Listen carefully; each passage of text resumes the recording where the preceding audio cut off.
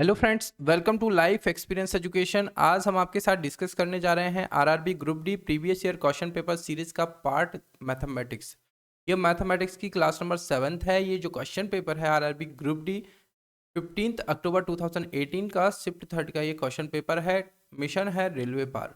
साथ ही में ये हमारा टोटल सिलेबस है। इस टाइप से क्वेश्चन पूछे जाते हैं एक एक पार्ट से, और 100 क्वेश्चन टोटल पूछे जाते हैं। और टाइम ड्यूरेशन आपके पास रहेगा कितना, 90 मिनट का टाइम ड्यूरेशन आपके पास रहेगा। तो आइए स्टार्ट करते हैं बिना किसी देरी के क्वेश्चन नंबर फर्स्ट के साथ। Which of the following fractions will yield a recurring decimal, यानी कि निम्नलिखित अंशों में से कौन सा एक आवर्ती दशमलव निकलेगा। तो आवर्ती दशमलव आपको इसमें बताना है। अब आवर्ती दशमलव यानी कि एक टाइम बाद वो रिपीट होने लगे, यानी कि देखा जाए तो 0.666 इस टाइप से चल रहा है, तो ये आवर्ती फॉर्म में आ जाएगा। तो इनमें आपको चेक करके बताना है कि कौन सा इनमें रिकरिंग डेसिमल है, आवर्ती दशमलव है। तो इसको आप लास्ट से चेक कीजिए। 27/84, इसको 3 से आप डिवाइड कीजिए। 3 9 जा 27 और 3 2 जा 6 और 3 8 जा 24, यानी कि 9/28। और इसको आप काटिएगा तो ये रिकरिंग डेसिमल बनेगा। ये आपका होमवर्क आप देख सकते हैं, इसको आपको करना है। मैंने सब बता दिया है, काफ़ी कुछ सॉल्व आपके साथ कर दिया है। तो ये आपका करेक्ट आंसर आ जाएगा। इसको आपको करके कमेंट बॉक्स में बताना है कि क्या इसका करेक्ट आंसर आएगा। डी हो जाएगा करेक्ट। नेक्स्ट क्वेश्चन की तरफ चलते हैं। क्वेश्चन नंबर सेकंड है, what is the count of prime number between 1 to 50, यानी कि 1 से 50 के बीच अभाज्य संख्याओं की गिनती क्या है। तो इस टाइप के क्वेश्चन आपको डायरेक्टली पता होना चाहिए। 1 to 100, 1 से 100 तक के बीच में कितने प्राइम नंबर होंगे। तो ये नंबर टोटल ऑफ नंबर कितने हो जाएंगे, 25 प्राइम नंबर्स होंगे। फिर पूछा जाता है 1 से 25, 1 to 25 कितने होंगे, 9 होंगे। 25 to 50 कितने होंगे, ये होंगे 6 होंगे। और 50 to 100 कितने होंगे, ये होंगे 10 आपके। तो इस तरीके से 1 to 100 आपके टोटल 25 प्राइम नंबर बन जाते हैं। अब इससे पूछा जाता है स्मॉलेस्ट प्राइम नंबर क्या होगा। स्मॉलेस्ट प्राइम नंबर क्या होगा, तो 2 होगा। स्मॉलेस्ट प्राइम नंबर 2 होगा। और साथ ही में इसको बोला जाता है स्मॉलेस्ट इवन प्राइम नंबर भी बोला जाता है 2 को। तो इतना कुछ आपको प्राइम नंबर से याद रखना है। और प्राइम नंबर वे नंबर हैं, वे संख्याएं हैं या तो 1 से या खुद से डिवाइड होंगी, 1 से डिवाइड होंगी या फिर खुद से डिवाइड होंगी, उनको कहेंगे प्राइम नंबर। तो कितनी हो जाएंगी, 15 हो जाएंगी। 1 to 50 के बीच, यानी कि 1 से 50 के बीच कितनी प्राइम नंबर हो जाएंगी, 15 हो जाएंगी, 15 हो जाएंगी, यानी कि बी इसका हो जाएगा correct answer. Question number third है, what is the value of X, यानी कि एक्स का मूल्य क्या है आपको बताना है। एक इक्वेशन दी गई है, 144 डिवाइडेड बाय 14.44 14.4 और इक्वल्स टू दिया गया है 14.4 अपॉन एक्स। तो ये इस टाइप से एक इक्वेशन दी गई है। आई थिंक ये पॉइंट जो है यहाँ पर है 1.44 और ये दिया गया है 14.4 अपॉन एक्स। इसको आप सॉल्व करके देखिए तो x इक्वल्स टू आ जाएगा 14.4 इंटू 1.44 अपॉन 144। अब ये दशमलव हटेगा तो एक बिंदी बढ़ेगा नीचे, और ये हटेगा तो 2 0 नीचे आएगा। तो 144 से 144 डिवाइडेड हो जाएगा और ये 3 अंक बाद दशमलव लगेगा, यानी कि 0.144 इसका हो जाएगा करेक्ट आंसर, यानी कि सी इसका हो जाएगा करेक्ट आंसर। थोड़ा इक्वेशन मिस्टेक है तो इसको आप सुधार लीजिएगा। इसकी यहाँ पर पॉइंट है ना कि यहाँ पर, तो ये सी इसका हो जाएगा करेक्ट आंसर। क्वेश्चन नंबर 4 की तरफ चलते हैं। What must be added to 3/5 to obtain 5/4, यानी कि 5/4 प्राप्त करने के लिए 5/4 प्राप्त करने के लिए 3/5 में क्या जोड़ा जाए, एक्स जोड़ दिया जाए तो ये संख्या प्राप्त हो जाएगी। अब इसको आप इक्वेशन को सॉल्व कर लीजिए। 5/4 माइनस 3/5, यानी कि 20 इसका आ जाएगा एलसीएम। तो ये आ जाएगा 4 5 जा 20, यानी कि 5 5 जा 25 माइनस 5 4 जा, यानी कि 3 4 जा 12, यानी कि यहाँ से आ जाएगा 13/20, यानी कि ये क्या हो जाएगा करेक्ट आंसर, बी इसका हो जाएगा करेक्ट आंसर। नेक्स्ट क्वेश्चन की तरफ चलते हैं। फिफ्थ क्वेश्चन है, the square root of 16900 is, यानी कि इसका आपको वर्गमूल बताना है। तो 13 का वर्गमूल, 13 का स्क्वायर क्या होगा, 169 होता है, तो ये आ जाएगा 13, और 100 का क्या होगा, 10 होगा, यानी कि 130 इसका वर्गमूल होगा, स्क्वायर रूट होगा, यानी कि बी इसका हो जाएगा correct answer. Next question, question number 6 है, rationalise denominator of 1/5 divided by 5 minus 2√3, यानी कि इसको आपको रेशनलाइज करना है। तो इसको रेशनलाइज करने के लिए ऊपर नीचे 5 प्लस 2√3 का मल्टीप्लाई कर दीजिए, 5 प्लस 2√3। अब इसको सॉल्व आउट कर लीजिए, तो 5 प्लस 2√3 ये ऊपर आ जाएगा और ये बन जाएगा a माइनस बी और इंटू ए प्लस बी का फॉर्मूला। ये क्या हो जाएगा, ए स्क्वायर माइनस बी स्क्वायर, यानी कि ए का स्क्वायर यानी कि 5 का स्क्वायर माइनस बी का स्क्वायर यानी कि 2√3 का होल स्क्वायर। ये बन जाएगा 5 plus 2√3 divided by 25 minus 4 into 3 यानी कि 12, और ये आ जाएगा 13, यानी कि 5 प्लस 2√3 डिवाइडेड बाय 13। ये कौन सा ऑप्शन हो जाएगा, ये हो जाएगा बी नंबर का ऑप्शन, यानी कि बी हो जाएगा इसका करेक्ट आंसर। क्वेश्चन नंबर 7 की तरफ चलते हैं। एक इक्वेशन दी गई है, इसको आपको सॉल्व आउट करना है, और इसको किस के जरिए सॉल्व आउट करेंगे, आप वी वर्डमॉस के जरिए इसको सॉल्व आउट करेंगे। वी यानी कि वर्णकुलर बार आप सबसे पहले सॉल्व करेंगे, फिर आएगा ब्रैकेट, और ब्रैकेट में भी सबसे पहले छोटा ब्रैकेट आप सॉल्व करेंगे। तो यहाँ पर कर लीजिए आप, वर्णकुलर बार ये दिया गया है, तो इसको सबसे पहले सॉल्व कीजिए। ये आ जाएगा 15 × 45, 45 यहाँ पर आ जाएगा 15 × 3। अब इसको डिवाइड कर लीजिए 135 से, तो 135 कितने बार जाएगा, 3 टाइम्स ये जाएगा, तो यहाँ पर 3 बचेगा, और 25 में से 3 माइनस होगा तो कितना बचेगा, ये बचेगा 22, और 22 डिवाइड हो जाएगा 88 में, तो ये 4 टाइम्स चला जाएगा, और 4 माइनस होगा 27 में से, तो ये 23 बचेगा, और 23 डिवाइड होगा 161 से, तो ये आ जाएगा कितना आपका 7 टाइम्स ये चला जाएगा, यानी कि सी इसका हो जाएगा करेक्ट आंसर। इजी इक्वेशन है, आपको सिर्फ फॉलो करना है वी बॉडमॉस फॉलो करना है, और इससे 2-3 क्वेश्चन जरूर बनते हैं हर एक एग्जाम में, जो रेलवे की एग्जाम्स हैं, और काफ़ी जितनी भी स्टेट पीएससी वगैरह होती हैं, तो 1-2 क्वेश्चन जरूर बनते हैं। तो इसको आपको काफ़ी कुछ प्रैक्टिस करके जाना है, जल्दी से क्वेश्चन इस पर सॉल्व हो जाते हैं। सी हो जाएगा करेक्ट। नेक्स्ट क्वेश्चन की तरफ चलते हैं। The sum of a number and its reciprocal is 20, यानी कि एक नंबर दिया गया है और उसका रेसिप्रोकल का जो सम है वो 20 है। एक संख्या और उसके पारस्परिक का योग 20 है। दो संख्या और उसके पारस्परिक के क्यूब का योग आपको क्या बताना है, यानी कि what would be the sum of a cube x³ + 1/x³। इसकी वैल्यू आपको बताना है। अब यदि आपने स्टार्टिंग से मेरे लेक्चर देखे होंगे तो x + 1/x = यदि गिवन है p, तो इसके बहुत सारे फॉर्मूले बनते हैं। तो x + 1/x² यहाँ से आप फाइंड आउट कर सकते हैं, ये क्या होगा p² - 2 हो जाएगा। अब यहाँ पर ब्रैकेट में क्या आता है, यदि x और 1/x है, x × 1/x, ये 1 बन रहा है, तो यहाँ पर ब्रैकेट में 1 आएगा, या फिर ऐसे होता 2x + 1/x, तो ये कैंसिल आउट होके इसको 2x × 1/x लिखते, तो ये 2 बचता, तो यहाँ पर 2 आ जाता, तो ये p² - 2 आ जाएगा यहाँ पर, p² - 2। ठीक है। अब यदि पूछा जाए x³ + 1/x³, तो ये क्या बनता है, p³ - 3p, ये बनता है p³ - 3p। तो p आ जाएगा 20, यानी कि 20 का क्यूब माइनस 3 × 20, तो ये क्या आ जाएगा 8000 - 60, यानी कि ये आ जाएगा 7940, यानी कि ए इसका हो जाएगा करेक्ट आंसर।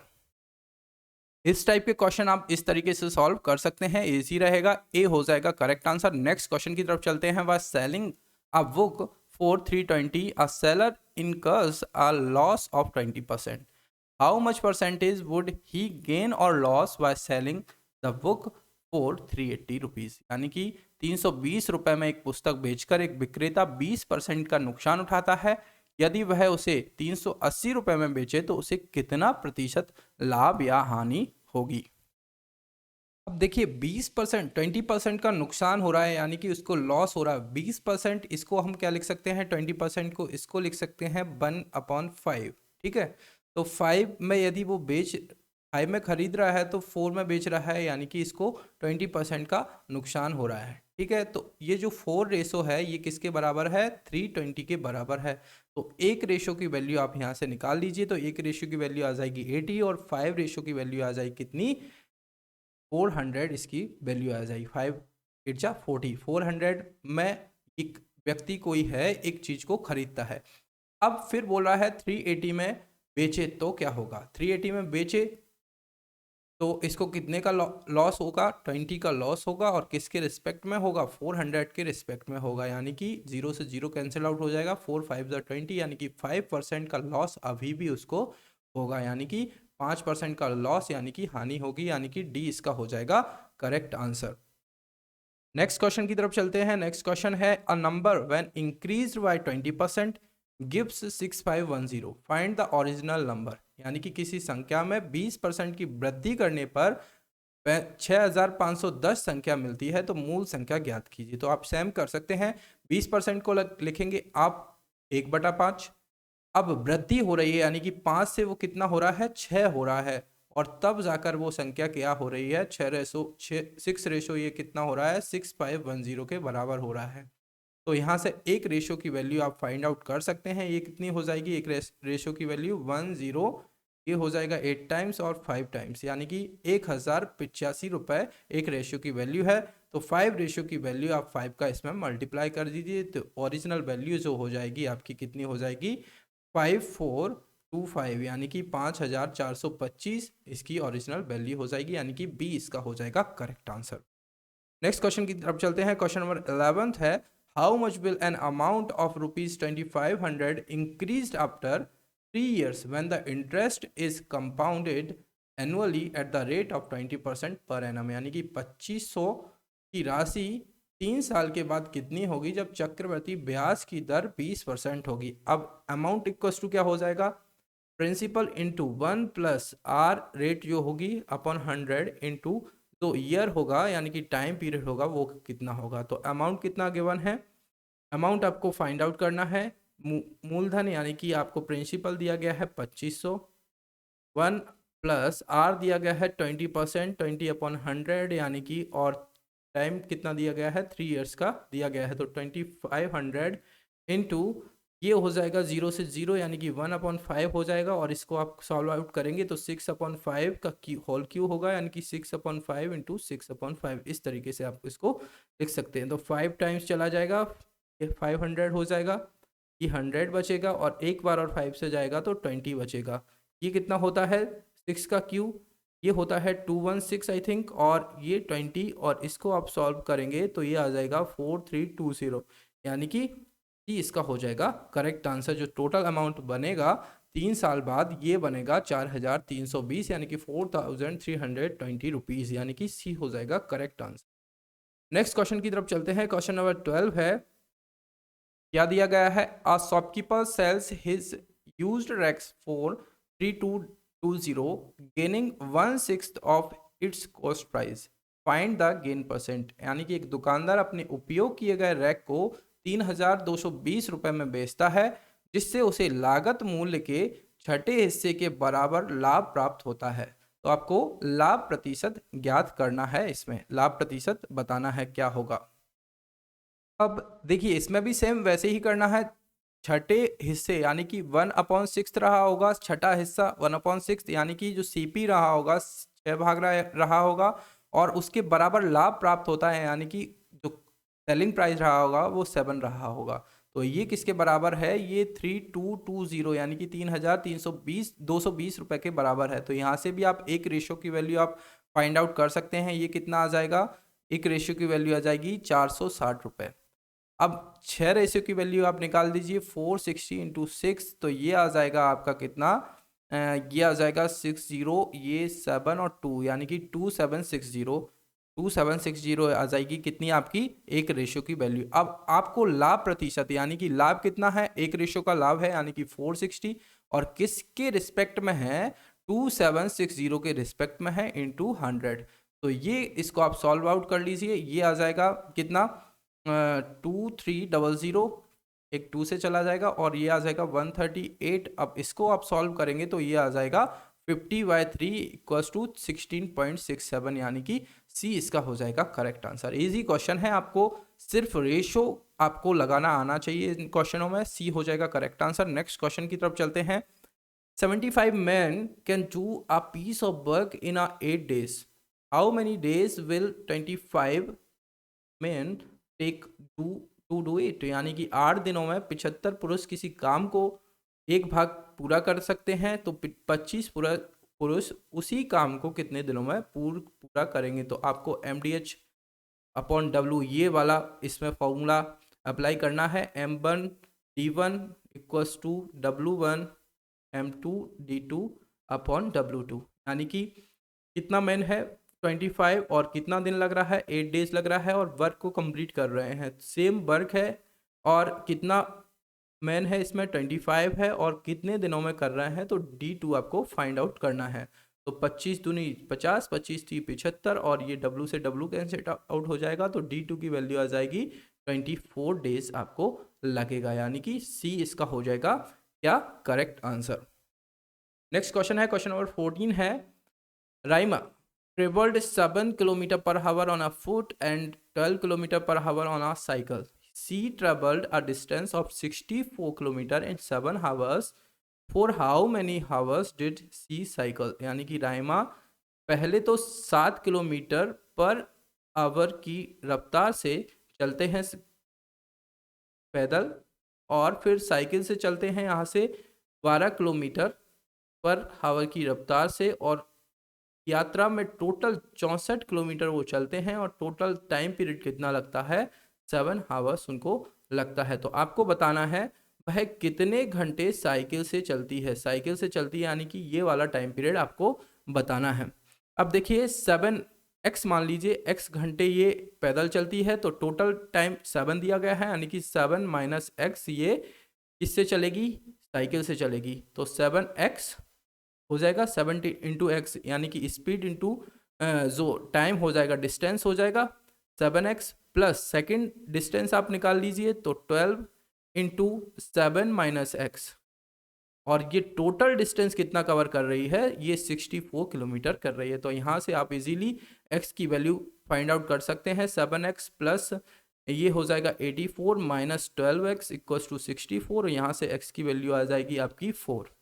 x की वैल्यू 4 आ गई यानी कि 4 घंटे तो ये किससे चल रहा है, ये चल रहा है पैदल, और 3 घंटे कैसे चलेगा बचा हुआ, क्योंकि टोटल 7 हावर्स है तो 4 घंटे पैदल चल रहा है तो 3 घंटे कितने कैसे चलेगा साइकिल से चलेगा 3 घंटे, यानी कि सी इसका हो जाएगा करेक्ट आंसर। अब 3 घंटे साइकिल से चलेगा, अब ये पूछ लिया जाता कि कितनी दूरी साइकिल से वो ट्रेवल कर रहा है, तो 12 दूनी 12 या 36 किलोमीटर साइकिल से तय करेगा और 7 चौको 28 किलोमीटर वो पैदल तय करेगा। तो ये भी आप फाइंड कर सकते हैं, तो सी इसका हो जाएगा करेक्ट आंसर। नेक्स्ट क्वेश्चन की तरफ चलते हैं। क्वेश्चन नंबर 15 है, a car can finish it's journey in 8 hours at the speed of 120 kilometre per hour speed.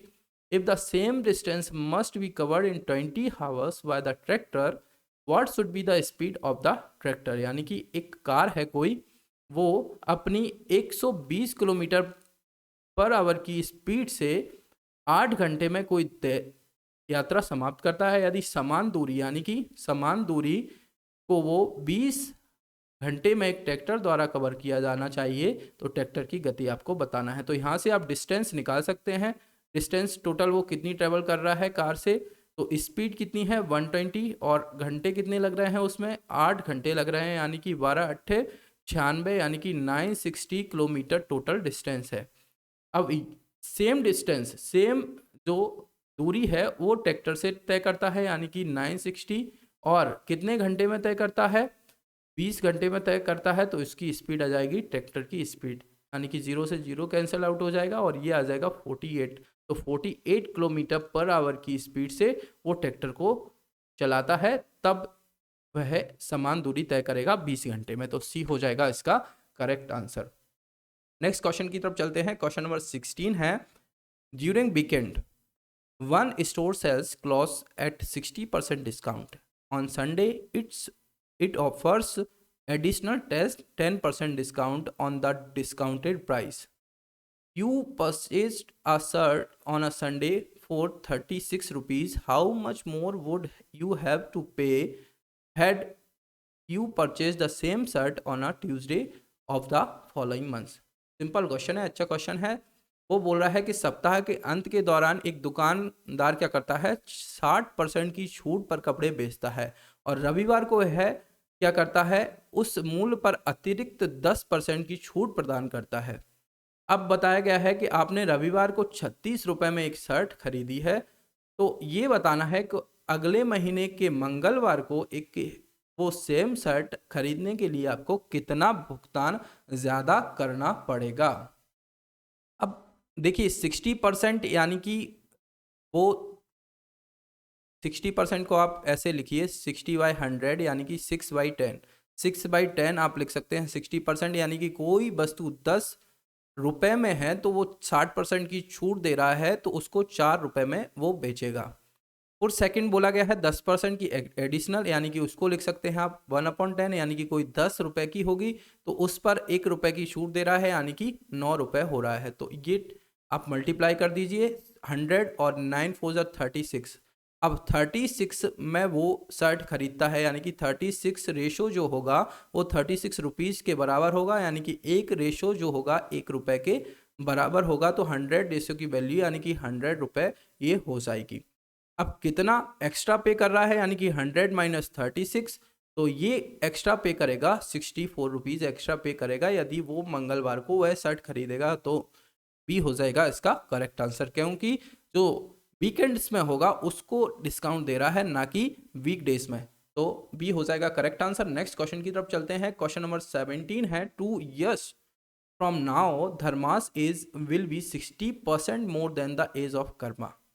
The sum of their present age is 61 years. What is Dharma's present age? अब पूछा गया है अब से 2 वर्ष बाद धर्मा की आयु कर्मा की आयु से 60% अधिक होगी। उनकी वर्तमान आयु का योग दिया गया है। वर्तमान आयु मान लीजिए एक की x है, दूसरे की y है, तो ये x plus y equals to क्या दिया गया है, 61 ईयर्स दिया गया है।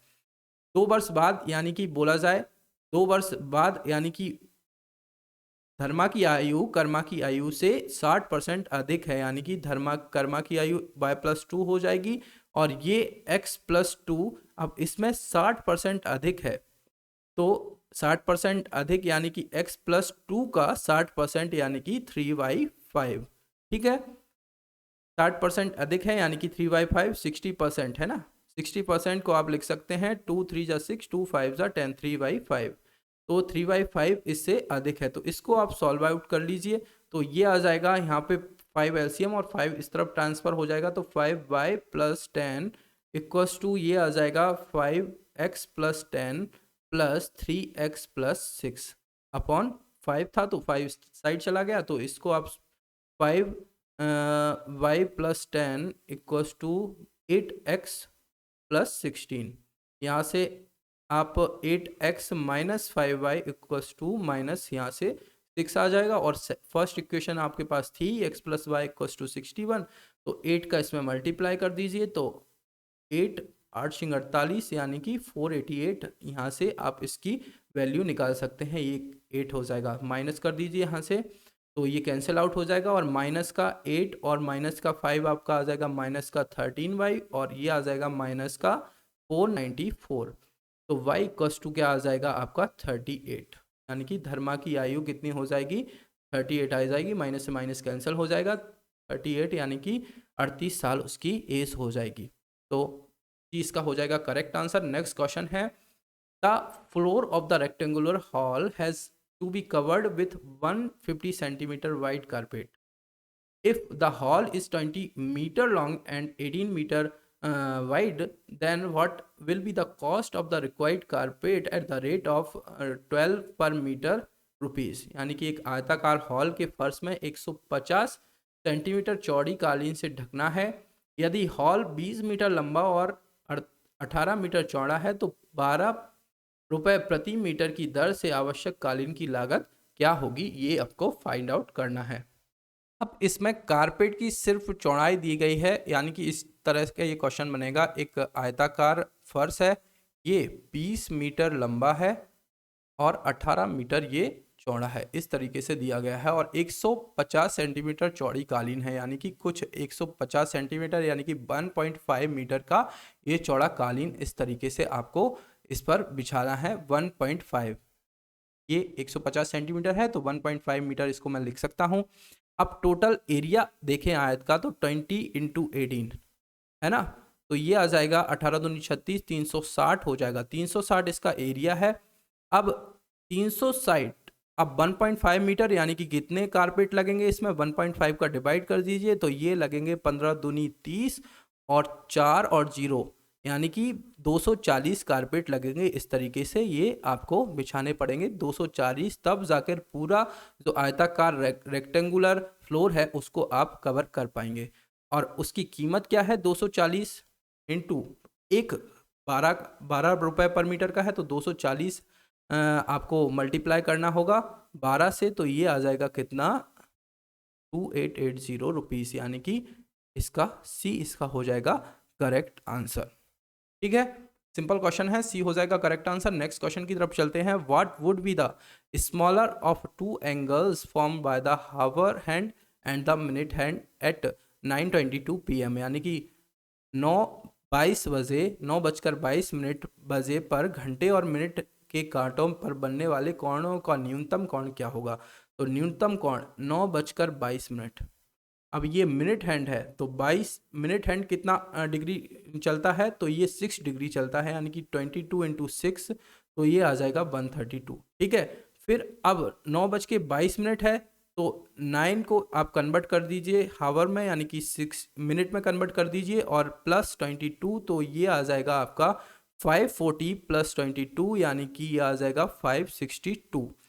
अब ये है हावर हैंड तो ये हाफ डिग्री चलेगा, यानी कि 1/2 तो ये आ जाएगा कितना, 2 8 और 1 281 है ना, 2 दूनी 4, ठीक है, 2 8 16, 2 एकम 2। अब ये आ जाएगा 281 डिग्री।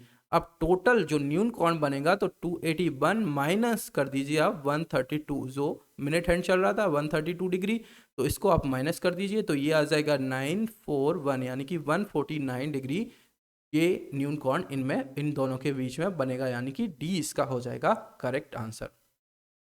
नेक्स्ट क्वेश्चन की तरफ चलते हैं। If the edge of a cube is increase by 1 centimetre then the volume will increase by 169 centimetre cube, then the length of the each edge of the cube is, यानी कि यदि एक cube के किनारे को 1 सेंटीमीटर बढ़ाया जाता है तो उसका क्या होगा, 169 सेंटीमीटर उसके वॉल्यूम में वृद्धि होगी। तो घन के किनारे की लंबाई आपको बताना है, तो बढ़ाइए आप 1 सेंटीमीटर बढ़ाइए तो इसका वॉल्यूम कितना होगा, x+1 का क्यूब हो जाएगा। और यदि पहले एक्स क्यूब था, अब वॉल्यूम कितना हो रहा है, बढ़ रहा है 169 से, तो ये इसका नया वॉल्यूम हो जाएगा। अब आप लगा दीजिए x+1 का होल क्यूब का फॉर्मूला लगा दीजिए इसमें। x+1 का होल क्यूब क्या होगा, यानी कि a + b का होल क्यूब, यानी कि ये हो जाएगा a³ x³ प्लस b³ यानी कि 1 plus 3ab 3x into a + b यानी कि 3ab इंटू a + b यानी कि x+1। ठीक है, x³ + 1 + 3x² + 3x = x³ + 169, तो x³ से x³ तो कैंसिल आउट हो जाएगा। ये इक्वेशन एक बन जाएगी 3x² + 3x + 1 और = 169। तो इसको आप सॉल्व कर सकते हैं, x² क्वाड्रेटिक इक्वेशन है, आप इजीली इसको सॉल्व कर सकते हैं। तो ये आ जाएगी x की वैल्यू इसमें निकल कर आ जाएगी आपकी 7 सेंटीमीटर। इसको आप सॉल्व करके देख लीजिए, 7 सेंटीमीटर आ जाएगा, यानी कि बी इसका हो जाएगा करेक्ट आंसर। नेक्स्ट क्वेश्चन है, क्वेश्चन नंबर 22 है। The base of a triangle is 1/5 of the base of a parallelogram having the same area as that of triangle. The ratio of the corresponding height of the triangle to the height of a parallelogram will be, यानी एक त्रिभुज का आधार जो है समांतर चतुर्भुज आधार का 1/5 भाग है, जिसमें त्रिभुज के समान क्षेत्र होता है, यानी कि इन दोनों का क्षेत्रफल जो है समान है, और समांतर भुज की ऊंचाई के लिए त्रिभुज की संबंधित ऊंचाई का अनुपात किस प्रकार आपका रहेगा। तो जो समांतर चतुर्भुज है पैरेललोग्राम है, इसका एरिया आप मान लीजिए ये हो जाएगा बेस इंटू हाइट, ठीक है। इसको स्मॉल बी मान लीजिए और इसको कैपिटल एच मान लीजिए। एक समांतर चतुर्भुज की जो हाइट होगी वो कैपिटल एच हो जाएगी, और ट्रायंगल की बात करें तो ये होगी 1/2 बेस इंटू हाइट।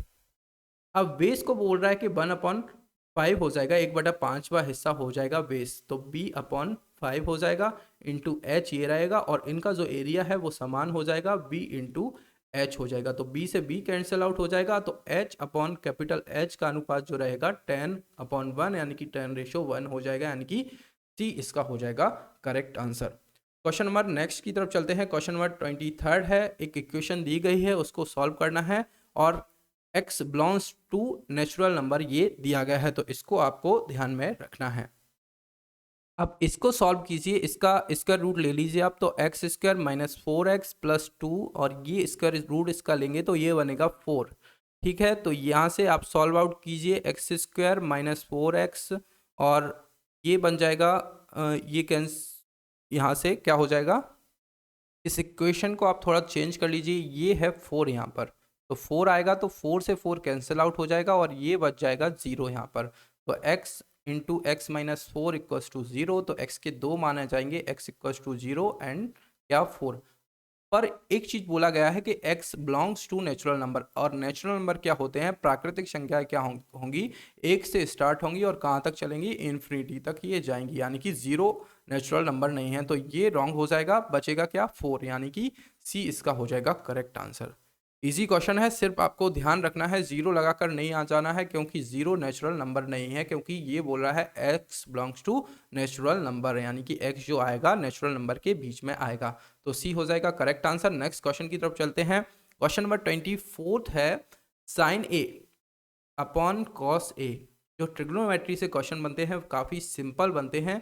4/7 दिया गया है, तो आपको वैल्यू बताना है 7 into sine A -3 into cos A upon ये दिया गया है 7 साइन ए -2 कॉस ए।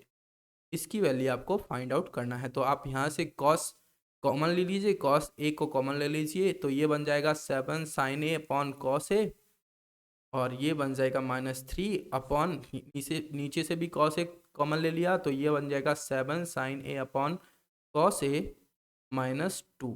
तो ये कैंसिल आउट हो जाएगा, क्या कॉस ए से कॉस ए, और इसकी वैल्यू आप पुट कर दीजिए, तो 7 into sine A upon cos A की वैल्यू 4/7 -3/7 इंटू 4/7 -2।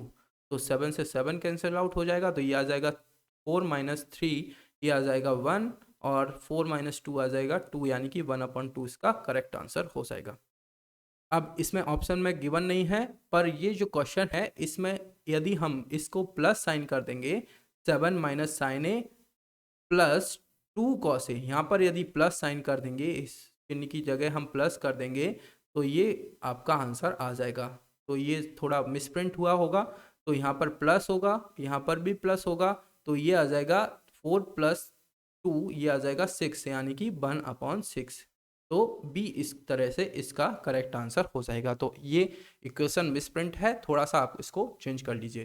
नेक्स्ट क्वेश्चन की तरफ चलते हैं। क्वेश्चन नंबर 25 है, find the value of x from the equation x - 5 into 2 - 81 equals to 0, और सेम दिया गया है कि जो x बिलोंग्स टू, सॉरी ये स्क्वायर है, x - 5 का होल स्क्वायर -81 इक्वल्स टू 0, तो x - 5 आप कर लीजिए, x - 5 का होल स्क्वायर इक्वल्स टू इसको 81 लिख लीजिए, और x - 5 इसका स्क्वायर रूट ले लीजिए इक्वल्स टू ये आ जाएगा 9, और ये आ जाएगा x इक्वल्स टू क्या आ जाएगा, x इक्वल्स टू आ जाएगा आपका 14, यहाँ से x इक्वल्स टू 14 आ जाएगा। एक तो यहाँ से ऐसे सॉल्व कर सकते हैं, तो इसका ए करेक्ट आंसर हो जाएगा +14, या फिर इसको आप सॉल्व आउट पूरा कर लीजिए, x - 5 का होल स्क्वायर -81 को आप इस तरीके से लिख लीजिए, x² + 25 - 10x minus 81 equals to 0। तो यहाँ से आप निकाल लीजिए एक्स स्क्वायर माइनस 10x, और ये आ जाएगा आपका कितना 56 माइनस 56 इक्वल्स टू 0। तो इसको आप लिख दीजिए, दो पार्ट में तोड़ दीजिए इसको, minus 14x plus 4x minus 56, क्योंकि 14 4 जा 56, तो ये x कॉमन ले लीजिए, x माइनस 14 आ जाएगा, प्लस 4 कॉमन लीजिए तो x माइनस 14 यहाँ से आ जाएगा। तो x की दो वैल्यू आ जाएंगी, एक तो प्लस 14 और एक माइनस 4। अब फिर से नेचुरल नंबर बोला गया है तो माइनस 4 नहीं होगा, प्लस 14 इसका करेक्ट आंसर हो जाएगा, प्लस 14 यानी कि ए इसका हो जाएगा करेक्ट आंसर। नेक्स्ट क्वेश्चन की तरफ चलते हैं। ये था आज की सीरीज का हमारा लास्ट क्वेश्चन। लेक्चर आपको पसंद आए तो लाइक एंड शेयर आप करना ना भूलें अपने फ्रेंड्स के साथ, और लाइफ एक्सपीरियंस एजुकेशन चैनल के साथ जुड़ने के लिए आप चैनल को सब्सक्राइब भी करें। साथ ही में हमारे सोशल मीडिया हैंडल्स हैं, इंस्टाग्राम फेसबुक पेज है, टेलीग्राम चैनल है, लाइफ एक्सपीरियंस एजुकेशन नाम से आप हमें यहाँ पर भी फॉलो कर सकते हैं। Thank you.